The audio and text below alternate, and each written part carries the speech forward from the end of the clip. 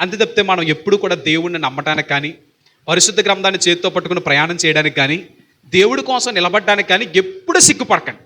ఎందుకు సిగ్గుపడకూడదంటే, ప్రజలు బయట సిగ్గుపడవలసిన విషయాల్లో ఒక్కరూ సిగ్గుపడట్లేదు.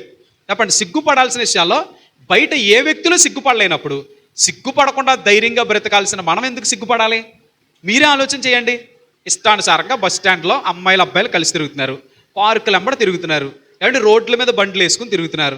నచ్చినట్టు వీళ్ళు మా లవర్లు అంటున్నారు, ఇలాగంటున్నారు, అలా అంటున్నారు, అక్రమ సంబంధాలతో జీవిస్తున్నారు. వాళ్ళు సిగ్గుపడాలి. మరి వాళ్ళు సిగ్గు లేకుండా తిరుగుతున్నారు రోడ్డు మీద. వాళ్ళు సిగ్గులేదు కదండి.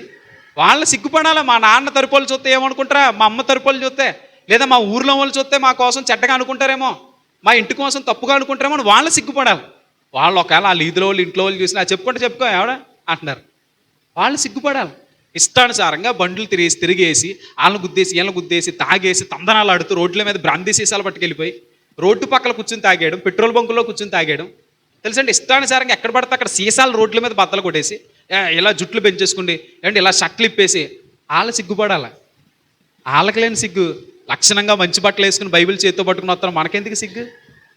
అవ్వండి అండి. కుటుంబంలో తల్లి అంటే భయం లేక, తండ్రి అంటే భయం లేక, గౌరవం లేక, రెక్లెస్నెస్గా మాట్లాడుతూ బయటికి ఇష్టానుసారంగా వస్తున్న పిల్లలు సిగ్గుపడాలి. కుటుంబ బాధ్యతలన్నీ చక్కగా నిర్వర్తించుకుంటూ వెళ్తున్న మనకెందుకు సిగ్గు? చెప్పండి, మనం ఎందుకు సిగ్గుపడాలి?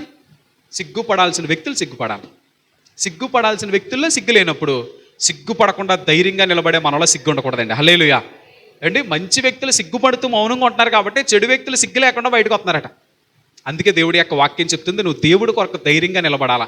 ఇప్పుడున్న రోజుల్లో ఎవ్వరు ఏమనుకున్నా నేను వెళ్తున్న మార్గం మంచిది, ఆ మార్గం నాకు శాంతిని నేర్పింది, ఆ మార్గం నాకు ప్రశాంతంగా ఉండటానికి కృప చూపించింది, ఆ మార్గం నేను కోప్పడకుండా సహాయం చేసింది, ఆ మార్గం నాకు నిలబెట్టడానికి నాకు కృప ఇచ్చింది, ఆ మార్గం నా బలహీనతలో జయమిచ్చింది, ఆ మార్గం నా శోధనలో విజయం ఇచ్చింది, ఆ మార్గం వల్లే నేను ఆర్థికంగా నష్టపోయి ఈరోజు ఎదగలిగాను, ఆ మార్గమే నన్ను పైకి లేపింది అని ఏ వ్యక్తి అయితే ధైర్యంగా నిలబడతారో, ఆ ధైర్యకరమైన సాక్ష్యాన్ని ఇతరులతో పంచుకుంటారో అప్పుడు ఆ వ్యక్తిని బట్టి దేవుడు సంతోషిస్తాడండి.